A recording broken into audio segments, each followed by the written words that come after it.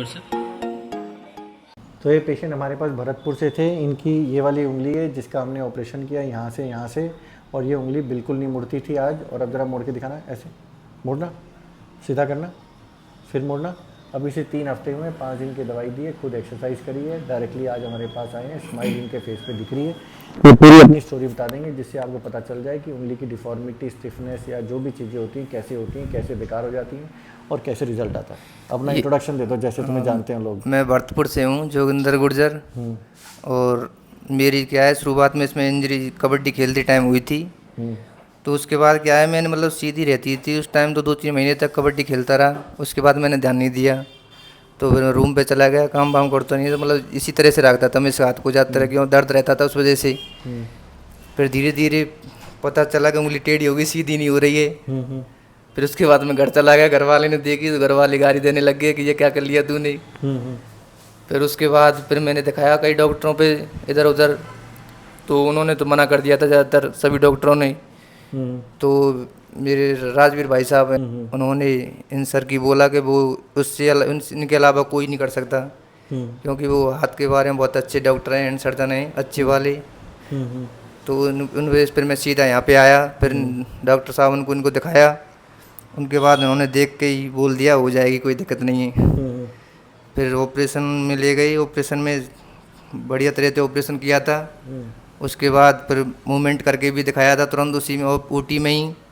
OT में कराने के बाद मुझे अच्छा महसूस हुआ और कोई दर्द वर्द नहीं होता है, ऑपरेशन कराने में अच्छी हो जाता है बढ़िया तरह से।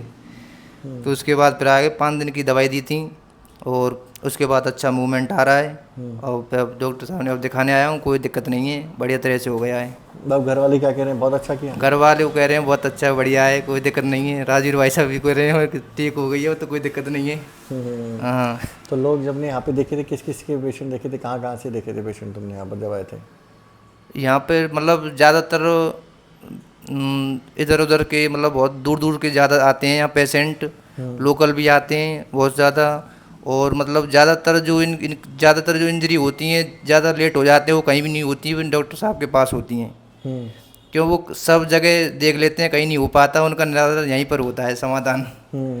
पता चल गया। हाँ, क्यों बहुत दूर दूर से आते हैं, साउथ के, नॉर्थ के, वेस्ट के, सब जगह से आते हैं डॉक्टर साहब के पास, क्योंकि बहुत अच्छे डॉक्टर हैं हाथ के मामले में अच्छी तरह से। तो तुम्हें पहले तो नहीं पता था मेरे बारे में?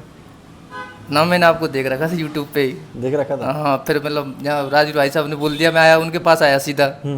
उन्होंने बोल दिया कि सीधा कहीं नहीं, मतलब 2-4 और थे, उनको दिखाया तो उन्होंने, पर नहीं वो एक मतलब सही करवानी है, खुद का घर का मैटर है, तो उस वजह से उनके वहाँ पर जा सीधा। और तुमने मुझे पहले ही देख लिया था। हाँ। फिर तो खुशी हो गया होगा और कि हाँ इन्हीं डॉक्टर का नाम हाँ। ठीक है, गुड है। तो जब अपने फैमिली से आदमी पूछता है और आदमी खुद ही सर्च कर चुका होता है डॉक्टर अमित मित्तल, जब उनको पता चलता है उनके रेफरेंस से भी अमित मित्तल नाम आ रहा है, तो इतना खुश हो जाता है कि फैमिली फुल सपोर्ट में आ गई। लेकिन कुछ लोग ऐसे होते हैं जो खुद ही ढूंढ रहे होते हैं और यूट्यूब पर देख चुके होते हैं, लेकिन उनकी फैमिली सपोर्ट नहीं कर रही होती, तो उनको बहुत ज़्यादा प्रेशर करना पड़ता है अपनी फैमिली को हमारे तक आने के लिए। तो आपको इस वीडियो के द्वारा ये बता देता हूँ कि हम जो भी कर रहे हैं यहाँ पर डेडिकेटेड हाथों की सर्जरी कर रहे हैं, प्लास्टिक सर्जरी कर रहे हैं, और हमारे बेस्ट बैकअप आईसीयू केयर का है और कोई टेंशन लेने की ज़रूरत नहीं है।